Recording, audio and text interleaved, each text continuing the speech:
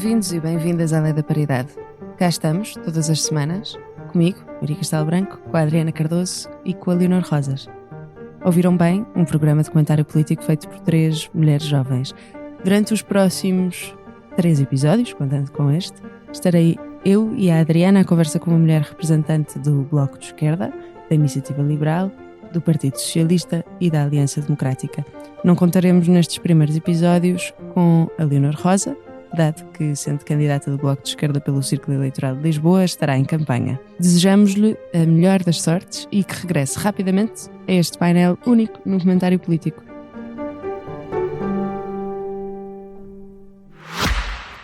Se gosta de ouvir podcasts, conheça a oferta que o Expresso tem para si. Da política à economia, ciência e cultura, passando pelo desporto. Entrevistas marcantes, análises e perspectivas que fazem a diferença.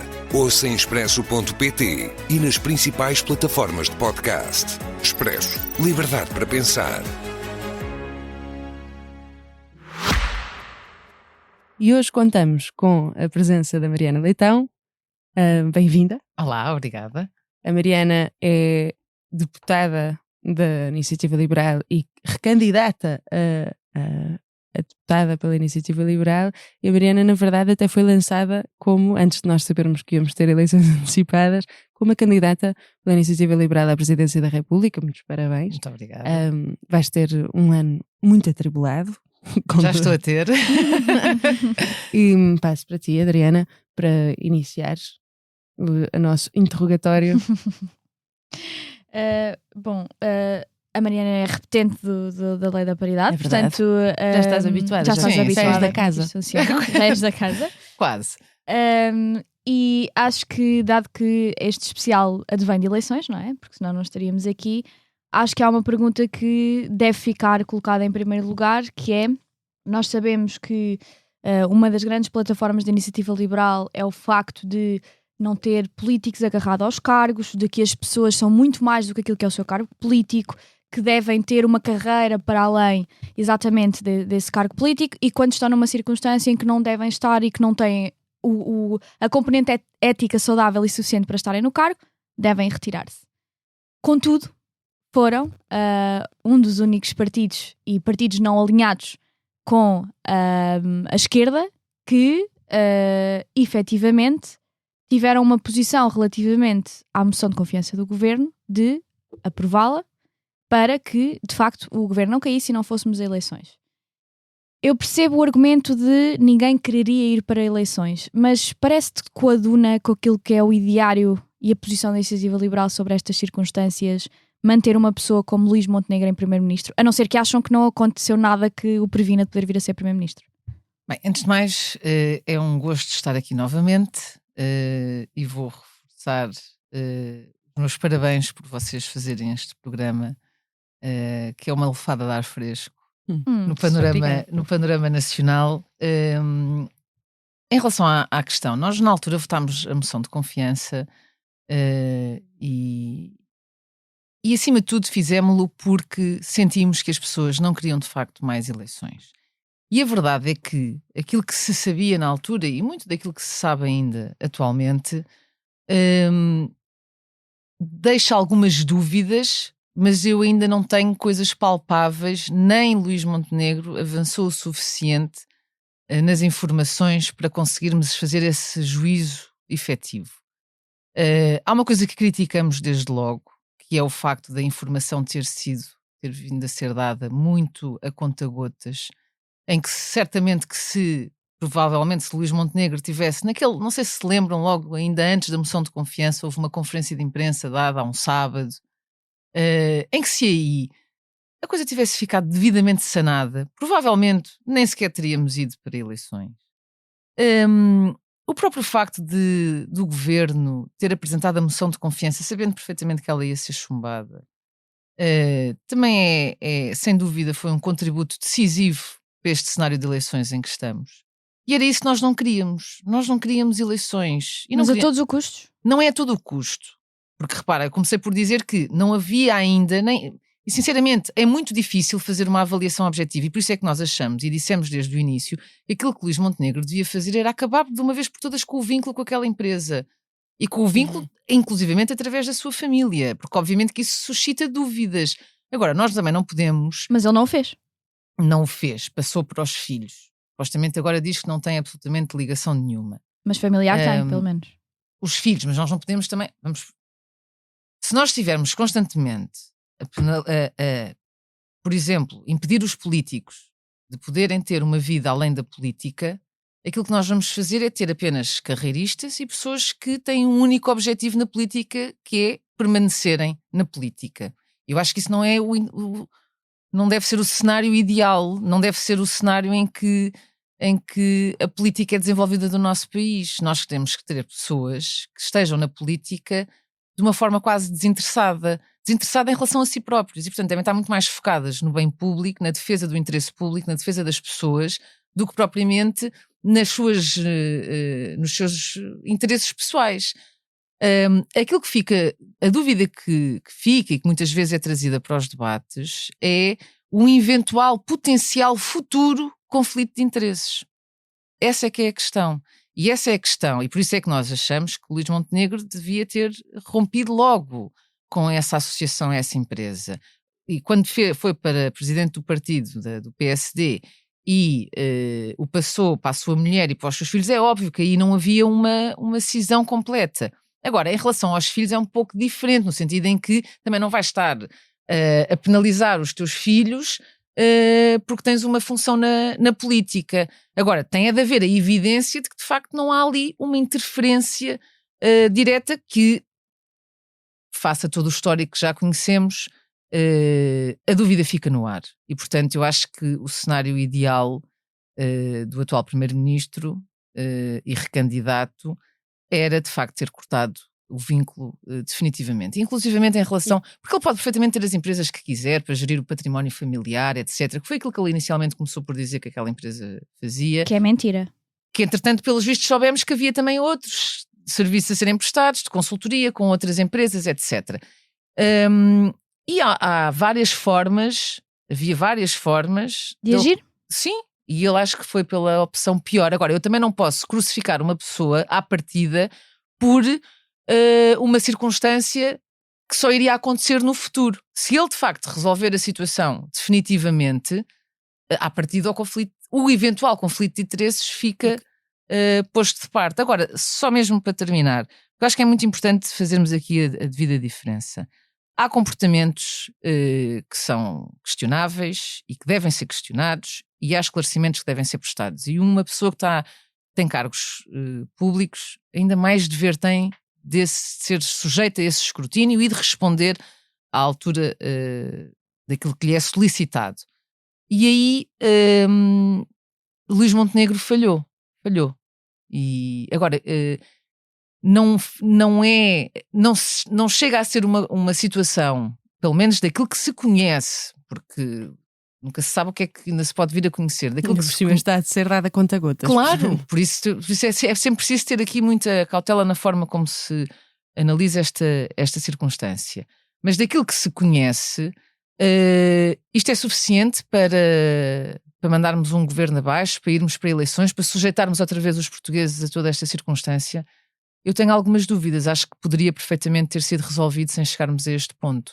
Vocês acham houve muito espaço para isso. Vocês acham que, por exemplo, dado que não foram esclarecidas as dúvidas por Luís Montenegro, que uma CPI pós-eleições faz sentido? A Comissão Parlamentar de Inquérito, quando foi sugerida pelo Partido Socialista, foi sugerida como uma CPI potestativa, ou seja, nós não iríamos ter qualquer voto na matéria, ela iria acontecer. Eu sou sincera, as CPIs... são uma ferramenta muito útil, sem dúvida, para o escrutínio. Agora, o que é que vai acontecer daqui para a frente? Sempre que houver uma dúvida sobre qualquer coisa, vamos fazer uma CPI. O que se pretende era irmos para o Parlamento e estar a ouvir a mulher de Luís Montenegro, ou os filhos de Luís Montenegro. O Partido Socialista disse que não pretendia isso. Mas vai ouvir quem? Vai perguntar aos clientes se sentiam que havia interferências ou não. Isto vai adentrar alguma coisa. O primeiro-ministro devia ter tido... É que isto já vai além dos esclarecimentos. Os esclarecimentos são devidos, mas isto exigia uma tomada de decisão efetiva para anular completamente qualquer suspeição.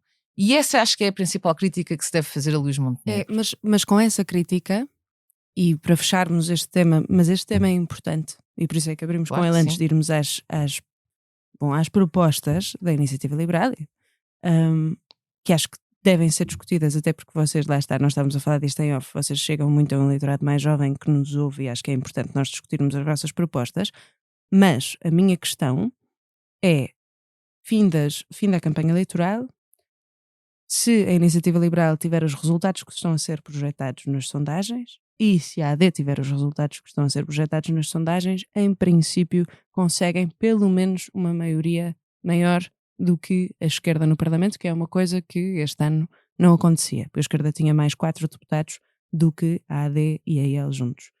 Nesse cenário, com todas as dúvidas que tu já disseste que tens e com todas as críticas que a Iniciativa Liberal tem feito e tem feito mais agora, e eu até tenho elogiado o facto de estar a fazer mais agora, porque acho que também já percebeu que isso dá espaço a alguns eleitores da direita que estão descontentes com o Luís Montenegro votarem em ele, porque não sentem que estão a fazer um duplo voto, ou votar em ele, mas na verdade é Luís Montenegro a mesma.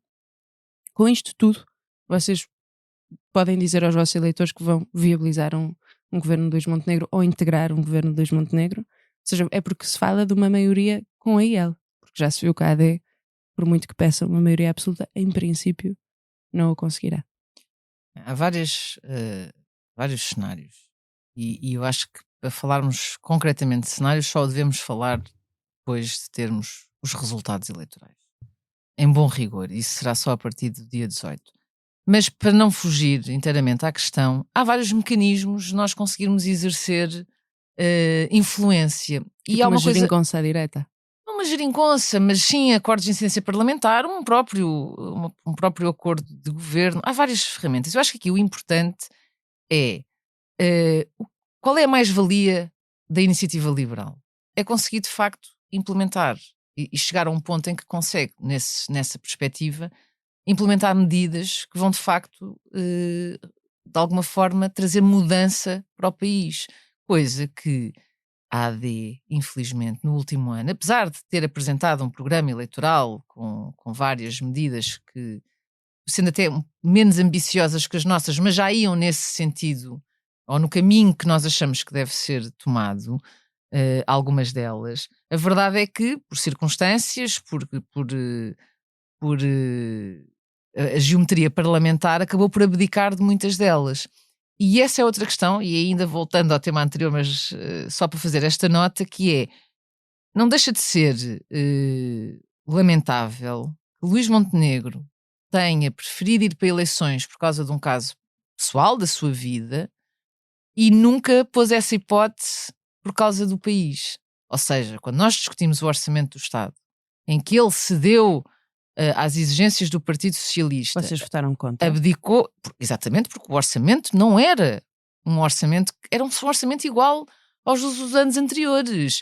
Mudava muito pouco, não era sequer fiel àquilo que a própria AD tinha no seu programa eleitoral. E, portanto, nós temos de ser coerentes com aquilo que pensamos e com as ideias que defendemos.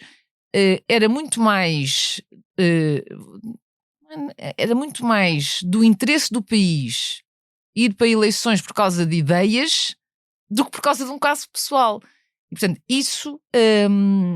essa cedência ao Partido Socialista em algumas medidas, em restringir algumas das políticas que poderiam pôr o país a crescer e a produzir mais riqueza, mostraram bem que, de facto, o último ano também não trouxe grandes diferenças. A crise da habitação acentuou-se e está ainda pior. O SNS funciona ainda pior. Portanto, há aqui uma série de áreas. E ainda assim, este primeiro-ministro faz sentido para a Iniciativa Liberal? Este primeiro-ministro é o que está a candidatar-se às eleições. Não é a Iniciativa Liberal que escolhe quem é o líder do PSD e quem é que eles mandam a eleições. Mas uma coligação. Mas para uma coligação, o que é que está em cima da mesa numa coligação no futuro? Ou num acordo de governo, ou um acordo de incidência parlamentar? É o interesse do país.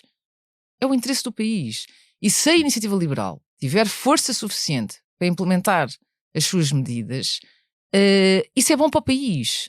Nós vamos conseguir, de facto, trazer a mudança, sair da estagnação, resolver vários dos problemas que são emergentes e que precisam de ser resolvidos. Portanto, o interesse aqui dos portugueses, tanto foi o nosso pensamento na altura da votação da moção de confiança, como é o nosso interesse em qualquer hipótese futura de influência. Temos que passar aqui para as medidas, então.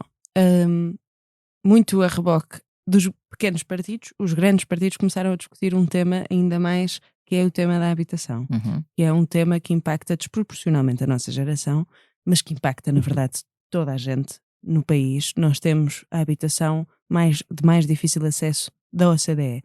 A IEL tem, desde sempre, batido na tecla da mais construção, que é uma tecla, inclusivamente, que foi adotada agora por Pedro Nuno Santos.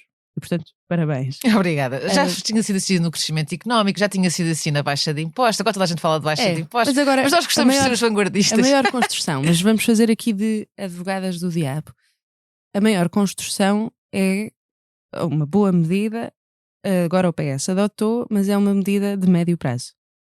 Médio e longo prazo. As pessoas precisam de respostas agora. Daí Luís Montenegro ter feito algumas coisas que o PS, por exemplo, critica, mas depois inclui no programa eleitoral, e que vocês foram muito contra, de ajudar na procura dos jovens, mas depois acabou por inflacionar o preço das casas. Qual é a vossa proposta a curto prazo? Okay. Para os jovens que nos estão a ouvir, para as pessoas que nos estão a ouvir, a Iniciativa Liberal, é justo dizer que a IEL só se preocupa assim com ideias a médio, longo prazo e a curto prazo? Olha, fiquem assim e há de se construir alguma coisa. Não. Percebo a questão, mas não é assim. Até porque há aqui dois cenários, que é o médio e longo prazo, sem dúvida, mais construção, e isso é inequívoco. Nós, há 10 anos, construíamos 3 vezes mais do que construímos agora. E, portanto, sem dúvida que temos de apostar em construir mais, em ter medidas que promovam essa construção. Pois há o cenário de mais imediato.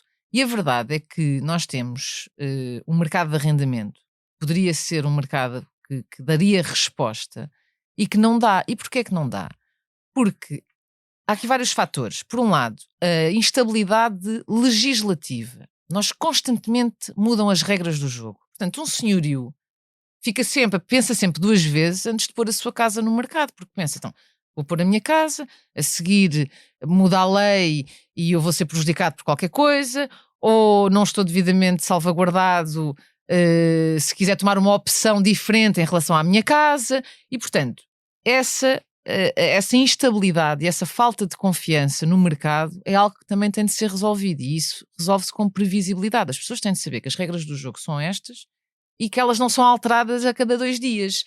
E a verdade é que nos últimos anos, não é preciso recuar muito, mais habitação previa arrendamento coercivo. Há partidos que defendem tetos de renda.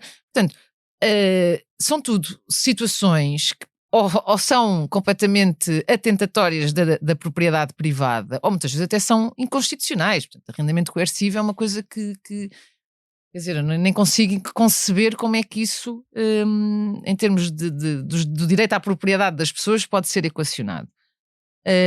Portanto, essa confiança no mercado, devolver essa confiança no mercado é fundamental. E isso passa também por acelerarmos os processos na justiça. Quando há uma divergência relativamente a um arrendamento, é preciso, isto protege tanto senhorio como inquilino, atenção, porque muitas vezes também são os inquilinos que estão, de alguma forma, podem estar a ser prejudicados pelos senhorios em alguma coisa que precisa de ser arranjada e não foi, ou precisa de ser substituída e não é. Ou está a aumentar demasiado o preço da renda. Ou houve um aumento desproporcional exato, que não vai ao encontro daquilo que está estabelecido na lei, o que quer que seja. Vocês são a favor desse estabelecimento na lei? Não, o que está estabelecido, não somos a favor de tetos de renda. Não é tetos o que de renda, está mas o aumento na lei de acordo com a inflação. É um aumento de acordo com a inflação, que é aquilo que é o cenário desejável. Ok, que faz sentido. É um cenário desejável. É o cenário legal. É o cenário que está previsto e é o cenário desejável. Porquê? Porque acompanha, ou pelo menos se os salários também acompanharem a subida da inflação, acompanha a progressão dos salários e, portanto, as pessoas continuam a conseguir pagar as suas casas. Portanto, essa questão da justiça também é importante para devolver essa confiança, para ajudar a devolver essa confiança e para proteger tanto senhorios como inquilinos. Porque, ao contrário daquilo que muitos nos acusam, nós não temos, o nosso interesse não é só. Eu não tive num debate os meus colegas da esquerda, e o grande ataque que faziam vocês só querem saber dos senhorios. Não é verdade. O mercado de arrendamento, que eles chamam como se fosse um demónio liberalizado, é um mercado que protege senhorios e inquilinos, que tenta encontrar um equilíbrio entre a oferta e a procura, que é isso que nós desejamos. O que é que aconteceu com as medidas da AD? A AD, eu percebo, os jovens é um problema, não conseguem sair de casa dos pais. Eu lembro-me que um dos grandes... Provavelmente até hoje não houve nenhum momento que tivesse suplantado esse em termos daquele sentimento de orgulho e de conquista, que foi quando consegui sair de casa dos meus pais e alugar um apartamentozinho pequenino, mas que foi uma conquista, é um marco na história de uma pessoa e portanto é óbvio que qualquer jovem ambiciona isso, uma pessoa começa a trabalhar e quer emancipar-se, quer ter a sua própria vida. Eu percebo a preocupação, mas a solução está errada. Porque o que é que isso... Para já, as coisas estão de tal forma que a maior parte dos jovens, quando chega ao banco para pedir um empréstimo, o salário não chega para a prestação. Portanto, os bancos não dão os empréstimos. E depois acabou por estar a fomentar a procura sem que houvesse oferta. Portanto... Ficámos na mesma, ou pior ainda, porque os preços ainda dispararam mais. Mas vocês, só para passarmos para outra questão, porque a Adriana também tem outra questão de outras medidas, muito rapidamente, vocês têm soluções? Eu sei que é horrível e não é justo, mas vocês, porque é um problema muito difícil, de muito difícil resolução, mas vocês têm ou não medidas a curto prazo que vocês possam dizer aos jovens, olhem, se vocês votarem em nós, pelo menos daqui a 1 ano, 2 anos, a vossa vida vai estar melhor? Temos... a simplificação das leis do mercado de arrendamento e essa questão da previsibilidade. Ter um cenário, uma estrutura de regime de arrendamento simples, eficaz, devidamente ou seja, que seja fácil as pessoas saberem quais são os seus direitos, quais são os seus deveres e se houver algum litígio que a justiça dá resposta para responder com celeridade. Sentes que isso é uma resolução para um mercado altamente sobreaquecido? Acho que ajuda muito. Sabes porquê? Porque nós temos muitas casas... As pessoas são donas das casas e as casas não estão no mercado de arrendamento. Essa era a minha pergunta seguinte, ainda bem que introduziste, então faço-a. Vou já fazê-la, para depois passar para outro tema, que é um tema muito querido do coração da Maria, e depois passar-lhe para ela. Nós sabemos que em Portugal temos 723 mil casas vazias. Só em Lisboa temos 48 mil casas vazias. Esta minha questão tem duas componentes. Em primeiro lugar... Nós sabemos que existem imóveis do Estado, imóveis da Câmara Municipal de Lisboa e imóveis do Estado que estão devolutos, sem terem qualquer tipo de trabalho feito há anos, se não décadas, e que poderiam ser utilizados para habitação pública. Eu, por acaso, fui ver o vosso programa relativamente à habitação e não ouvi uma menção a esta questão. De imóveis do Estado. Nós já apresentámos isso na legislatura anterior, no Habitação Agora. Foi o primeiro pacote legislativo que apresentámos nesta legislatura, foi exatamente o programa da habitação com a proposta dos devolutos do Estado. E lá continua no programa. Para a habitação pública? Não é uma questão de habitação pública. Então aí está. Não é uma questão não é exclusivo para a habitação pública. É óbvio que há devolutos do Estado que podem ser utilizados para a habitação pública, nada contra. Aliás, nós temos dos menores parques habitacionais de públicos da Europa e, portanto, nós não diabolizamos a habitação pública. Agora, é óbvio que também há muitos que podem perfeitamente ser postos no mercado. Vendidos pelo Estado para depois poderem ser comprados pelo mercado e serem desenvolvidos pelos privados. Ou seja, aqui, repara, nós se tivermos vou chamar os sistemas todos a colaborarem uns com os outros, certamente que há muito mais ofertas, há muito mais soluções do que se tivermos tudo assente no Estado ou tudo ou só o Estado a poder fazer o que quer que seja. Certo. E, portanto, temos isso, não exclusivamente para a habitação pública, não quer dizer que o Estado não possa usar uns quantos para esse efeito. E vou só terminar então com mais é a minha segunda componente desta pergunta. Sabemos que muitas destas casas vazias existem em Lisboa porque uma das formas de fundos de investimento fazerem mais-valias é virem comprar habitação a Portugal, fecharem prédios inteiros sem as colocarem no mercado e ficarem com o seu dinheiro estacionado e a render, porque um dos ativos que mais valoriza e é menos taxado é efetivamente a componente do imobiliário. Existem países que já, e acho que é difícil de acusar esses países de serem esquerdistas, socialistas ou comunistas, que consideram que se alguém não é cidadão e muito menos residente, ou seja, é uma pessoa que nem é residente permanente, é residente ocasional no país, não pode comprar mais do que 2 imóveis nesse país, para evitar exatamente que estes fundos imobiliários venham a Portugal e que, por exemplo, numa cidade como Lisboa, no mercado já sobreaquecido, diminuam ainda mais a oferta de habitação. E tem outra componente também, que é quando existem fundos destes que conseguem comprar este tipo de imobiliário, a nova construção fica direcionada para o imobiliário de luxo, em vez de ficar direcionado para a habitação para a classe média, porque existem sempre fundos que os poderão comprar. Parece-vos que é uma ideia assim tão desproporcionada, que, tendo em conta que Portugal é um dos países da OCDE, como a Maria referiu, em que em comparação com os salários é mais difícil os portugueses comprarem casa, que exista uma medida, nem que seja de uma forma transitória, para evitar que não só os portugueses com os seus péssimos salários não consigam comprar casas, como tenham um mercado que está a ser sobreaquecido por via destes fundos de investimento? Então, deixa-me dizer-te, fazer a coisa ao contrário, que é, não achas que esses detentores de fundos teriam muito mais interesse em ter as casas a serem rentabilizadas enquanto estão a ser valorizadas? Talvez não. Provavelmente sim. Ou não. Claro, então. Não, a valorização pelo tempo de estarem simplesmente ali vai sempre ocorrer, certo? Portanto, mas é estás a colocar a fé no lado Eu não estou a colocar a fé. Repara, há uma ferramenta, o Build to Rent, que são mecanismos em que tu dás um conjunto de benefícios fiscais, por exemplo, a uma entidade privada para ela desenvolver qualquer projeto habitacional, e permites que depois consegues garantir com isso que aquele prédio inteiro está destinado à habitação, tu crias um mecanismo de incentivo no mercado a que essas casas estejam postas no mercado de arrendamento. E há uma coisa que, repara, os fundos imobiliários querem rentabilizar as suas casas. Portanto, se tu garantires que lhes deste que as condições fiscais não são excessivamente penalizantes como são hoje em dia. E isto vale tanto para fundos imobiliários como para privados, para mim, para ti, para qualquer pessoa que tenha uma casa e que não a esteja a pôr no mercado. A lei é geral e abstrata, portanto Claro. dá para todos. Portanto, se tiveres um sistema fiscal mais atrativo, um regime mais simplificado, uma justiça a funcionar que garanta os direitos de inquilinos e senhorios, tu consegues e tiveres, lá está, a questão da previsibilidade também é muito importante, porque estas mudanças constantes na lei afastam qualquer de investir no mercado de habitação em Portugal, nomeadamente no de arrendamento. O da construção é diferente. Constróis, pagas os impostos, pões à venda, pagas os impostos e está feito. O mercado de arrendamento é diferente.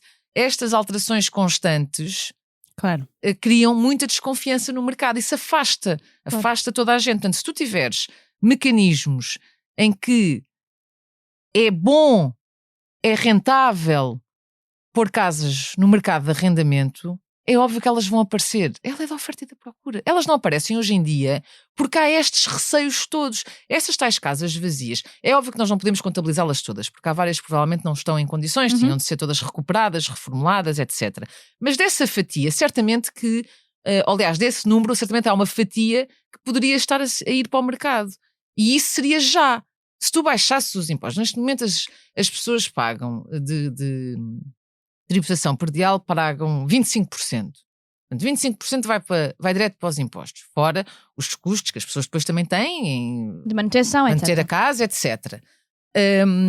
E as inseguranças todas que estão associadas aos contratos de arrendamento, às questões que eu já falei da justiça, de forma pouco célere como ela funciona. Se tu conseguires resolver esses problemas, a confiança das pessoas em pôr as casas no mercado aumenta ao ponto delas, de facto, sim, se eu posso ter aqui um rendimento com esta minha casa... Mas desculpa, Mariana, antes de... E acho que estamos a ficar sem tempo, mas isto acho que é importante. Mas num país, ou em Lisboa, por exemplo, e no Porto, mas em Lisboa o preço médio do arrendamento de um T1 é 1.200 euros. É acima do salário médio em Portugal. Acima.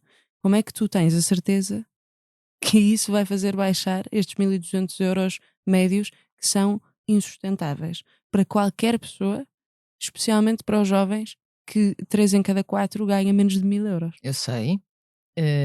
E além disso, infelizmente, ainda há E tu outros só a dizer fenómenos. isto, tu tens uma procura em Portugal com muito mais poder de compra do que nós. Exatamente. Que é os residentes estrangeiros que estão cá a trabalhar, os tais nómadas isso, digitais. Têm mesmo muito mais poder Claro de compra que sim, do que nós. mas têm mais poder de compra, é Portanto, óbvio. no meio do mercado, da oferta e da procura, se tu tens muita oferta, se tu tens muita procura com poder de compra superior, tu vais querer pôr a tua oferta Mas a responder a esse poder de compra superior.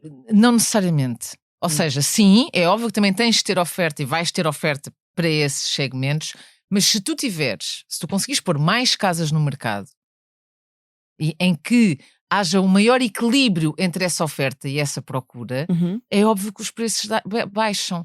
Isto são conceitos económicos do funcionamento dos mercados. Tu vais sempre ter, e vamos ao exemplo da construção, que se calhar ainda é mais visível. Tu, se constróis muito menos, mas 3 vezes menos do que construías há uma década, é óbvio que o preço vai aumentar, porque tu tens muito menos casas disponíveis. Claro que depois houve um conjunto de outros fenómenos, os nómadas digitais, sem dúvida que também podem contribuir, porque é um mercado diferente. Mas tu antes também não tinhas uma crise de habitação como tens hoje em dia, e também tinhas pessoas com mais poder de compra do que outras. Isto acontece, e havia oferta para todos, havia oferta de luxo, havia oferta para a classe média, havia oferta. O truque aqui é haver oferta que consiga responder à procura, e é isso que nós tentamos fazer, quer do lado da habitação, quer do lado da construção, criando mecanismos, nomeadamente baixando o IVA da construção e tornando as regras também mais simples. Tu neste momento tens 2.000 diplomas que gerem a habitação em Portugal. A construção. Não vais ver argumento aqui de que a construção em Portugal não é excessivamente burocrática como generalidade completamente, das coisas. é uma loucura. E depois do lado do arrendamento, que é uma solução mais imediatista, também esta questão de baixar a tributação sobre os rendimentos prediais e esta questão de devolver a confiança dos proprietários no mercado, que é muito importante. Porque o mercado de arrendamento, especialmente para um jovem, provavelmente até é a solução que melhor lhe serve, claro. Porque ainda está em transição de vida, porque se calhar daqui a uns anos quer uma casa maior, ou o que quer que seja. Mas quer formar família. Claro, o que for que aconteça na sua vida. E é isso que nós tentamos de alguma forma também dar aqui resposta, mas não diretamente uma medida para a habitação, mas uma medida que também acaba por ajudar muito a resolver o problema do poder de compra, e aí também a questão da habitação, que é a baixa de impostos sobre o trabalho, que é completamente absurdo aquilo que nós pagamos de impostos em IRS. Mas já não defendem flat tax. Defendemos uma espécie de 2 flat tax. Podíamos estar aqui 1 hora a falar sobre isto. Sobre impostos. Defendemos, mas já era assim o ano passado. Sim, defendemos as 2 taxas. É um caminho, mas que já resolvia uma Quem grande... está a ouvir e não está familiarizado com a proposta. Sim. É 15% e 27,5%. 28%. Pelo menos, falando de cor, é 15% e 28%. No fundo são, em vez dos 8 ou 9, já nem sei quando, já perco a conta aos números de escalões que nós temos, são 9. Altamente progressivo, aquilo que nós pretendemos são as 2 taxas, que também mantêm a lógica da progressividade, só para não acharem que estamos a querer taxar os que ganham 1.000 euros igual aos que ganham. Mínimo, e, portanto, exatamente, uma progressividade. O imposto incide sobre a diferença entre o salário mínimo e o salário daquela pessoa. Portanto, quanto mais recebes, maior é a fatia sobre a qual incide a taxa. E, portanto, mais impostos pagas. Só que isto é muito mais justo. É muito mais justo e é muito melhor. Porque, repara, uma pessoa chegar ao fim do mês e olhar para o seu recibo de vencimento e depois do esforço todo que impõe, depois de tudo aquilo dos sacrifícios que faz para conseguir fazer o seu trabalho com qualidade, com brio, etc. E depois chega ali e olha para o seu recibo e vê que uma parte daquilo nem sequer chega à conta, desaparece, não entra. É muito desmotivante e é isso que nós também queremos alterar. Eu vou aqui passar para a Maria, para ela te fazer uma pergunta que nós estamos a fazer a todas as nossas convidadas que aqui vêm, porque acho que é um tema que é muito pouco falado, se não inexistente, na verdade. Eu acho que está inexistente nestes debates e na campanha. E vale muito a pena, dizendo-te só que acho mesmo que a vossa visão relativamente à questão do IRS e dos impostos sobre os rendimentos é das mais populares que vocês no fundo têm, porque acho que é indubitável para a generalidade das pessoas que ganhar um bocadinho mais e ficar automaticamente penalizado é algo que não tem qualquer tipo de lógica. Portanto, Maria. Fico muito contente. Tenho essas... A Adriana quase fez uma declaração de voto. Não, de todo, Obrigada. não, de todo que não fiz, mas aliás, acho que até o próprio o PSD concorda, o Partido Socialista aparentemente também, embora depende dos dias. Eles todos dizem que querem baixar impostos porque já perceberam que de facto nós temos que as pessoas são muito penalizadas por isso. Agora, a verdade é que eu vou dar um exemplo. A última baixa de impostos que houve no IRS, que foi a do ano passado, os salários, um salário de 1.200 euros, se não me engano, ficava a pagar menos 10 euros por mês. Eu estou a par. 10 é o salário dos funcionários públicos portugueses, portanto tenho perfeita noção. O que é que o governo, o que é que os partidos acham que as pessoas vão fazer com mais 10 euros? Não, sim, nós temos, aliás, tínhamos um caso, não sei se já está resolvido, mas em que tu, quando passavas de escalão, ficavas a receber, na verdade, menos. Já ficou resolvido, mas foi só no Orçamento de Estado anterior. Mas é isso, mas passando para um tema também um bocado deprimente, no sentido em que Portugal não tem resposta. Mas eu também, isto é aqui neste contexto, acho que vai sair como uma provocação, porque há outros partidos que têm mais medidas do que a Iniciativa Liberal para esta área. Mas é uma área que é mesmo muito importante até para o desenvolvimento do nosso país. Enquanto país, a nossa geração, e tipo, para contribuir para a nossa educação, é a cultura. A Iniciativa Liberal, pelo menos desde o início, tem uma visão muito mercantilista da cultura, mas em Portugal, ou em qualquer outro sítio, mas principalmente em Portugal, em que nós temos inclusivamente um ministro da cultura do PS, Pedro Adão e Silva, a sair num debate com uma deputada no Parlamento que o meio da cultura era precário, mas isso fazia parte da cultura. E tendo em conta que vocês, portanto, um Partido Liberal, à partida, apesar de todas as acusações que vos fazem, não gostam da precariedade, quais é que são as vossas, eu sei, quais é que são as vossas propostas para os trabalhadores da cultura que estão em Portugal a sofrer condições absolutamente precárias, em muitos dos casos, e que não veem no Estado um apoio, muito pelo contrário, e que também não podem estar sujeitos, porque a arte não pode estar sujeita, não sei se tu concordas comigo, mas a arte não pode estar sujeita só à lei do mercado. Porque há coisas que transcendem a lei do mercado. Da forma mais sucinta que puderes. Da forma mais sucinta. Bem, então, por um lado, sim, eu percebo o que tu queres dizer com a questão de não poder estar apenas sujeita ao mercado. E eu respondo-te a isso dizendo o seguinte: eu acho que há um problema cultural no nosso país de falta de interesse na cultura. E de facto... Achas mesmo? Acho que há muitos projetos que as pessoas nem sequer têm conhecimento que eles existem, não fazem ideia, não estão... As pessoas estão tão embrenhadas no dia a dia que é tão difícil que muitas vezes nem conseguem parar para usufruir. E eu acho que lá está, devolvendo um bocadinho mais de qualidade de vida às pessoas, nomeadamente aliviando-lhes as preocupações que muitas delas sentem, que é estarem todas a chegar ao dia 15 a contar quanto dinheiro é que têm para fazer face ao fim do mês. Se nós conseguimos de facto transformar o país para que as pessoas vivam melhor, elas vão estar mais disponíveis, com maior vontade depois de fazerem outras coisas, nomeadamente de usufruir da cultura. E depois há outra questão que eu acho que tem muito a ver com o meio, a forma como nós somos desde pequeninos estimulados para certas... para ler, para ouvir música, para ter gosto por pintura, por escultura, o que quer que seja. E acho que às vezes, lá está, mais uma vez, as pessoas... A escola não fomenta nada disto, é muito quadrada. Sim, digamos assim, vá.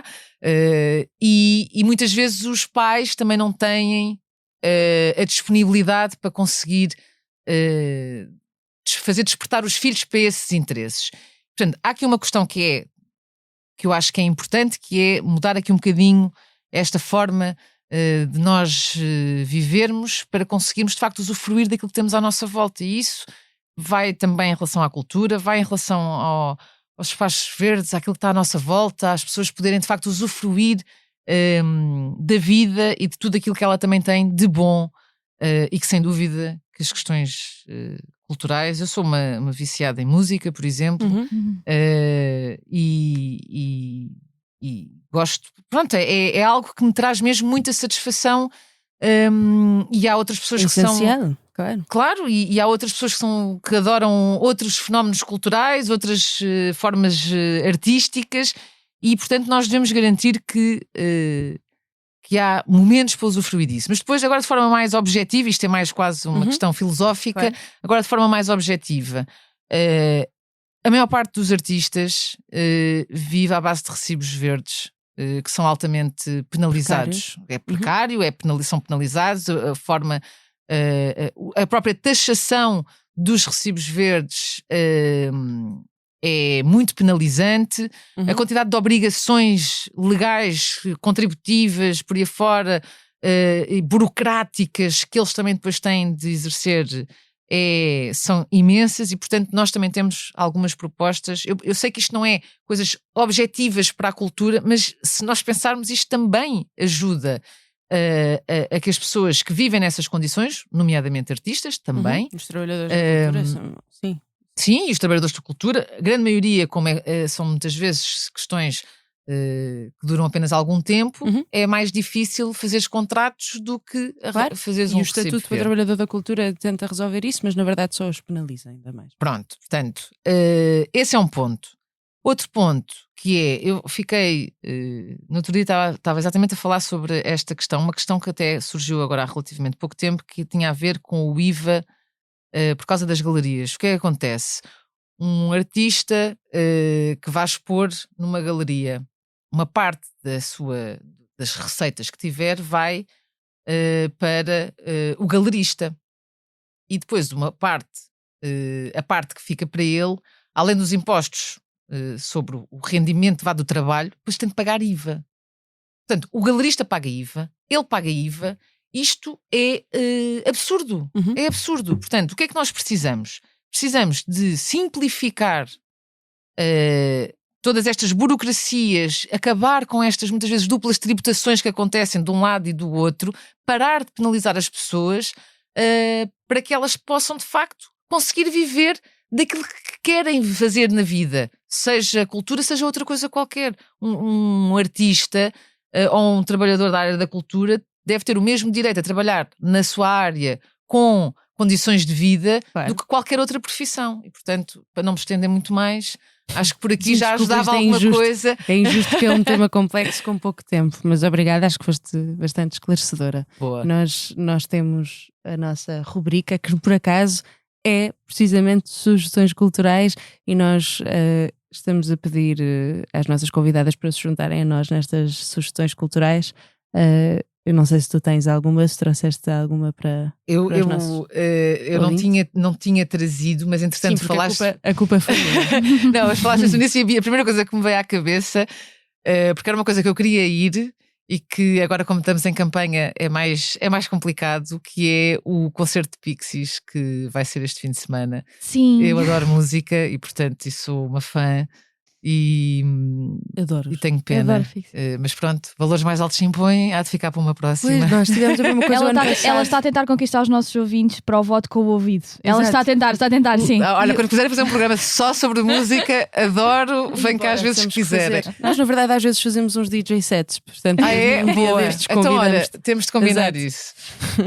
Adriana, qual é a tua A minha sugestão é um podcast, é um episódio de podcast absolutamente lindo. Eu tive dias muito bonitos no Algarve no último fim de semana, e a descer ouvi um podcast da Radiolab, é o More Perfect, chama Sex Appeal, que é sobre como o brilhantismo da Ruth Bader Ginsburg se vê quando ela percebeu que, se ela quisesse ter uma proposta feminista para colocar a Equal Rights Amendment à bruta e à força no Tribunal Constitucional, não iria conseguir, porque nada se faz à bruta, muito menos nos Estados Unidos.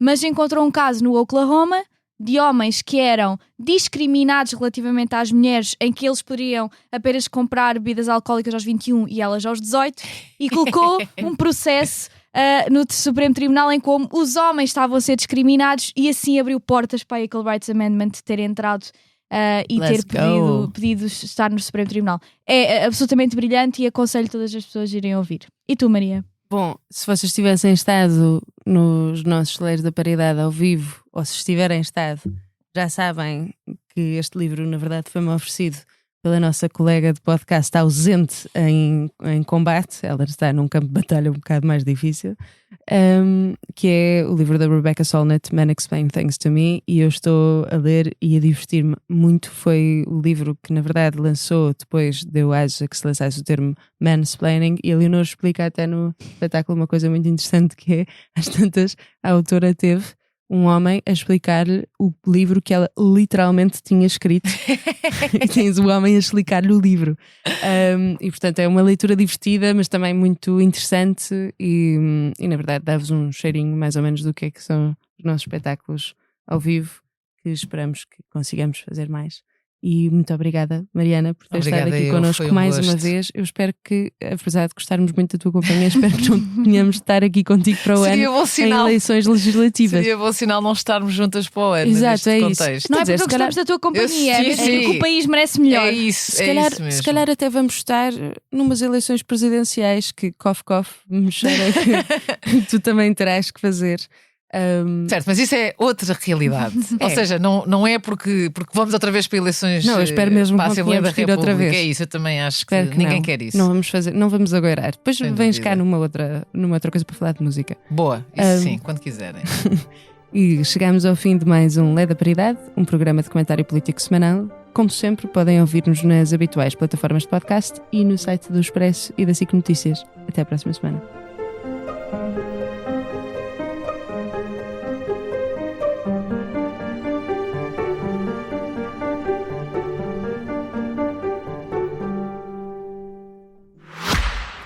Se gosta de ouvir podcasts, conheça a oferta que o Expresso tem para si. Da política à economia, ciência e cultura, passando pelo desporto. Entrevistas marcantes, análises e perspectivas que fazem a diferença. Ouça em expresso.pt e nas principais plataformas de podcast. Expresso. Liberdade para pensar.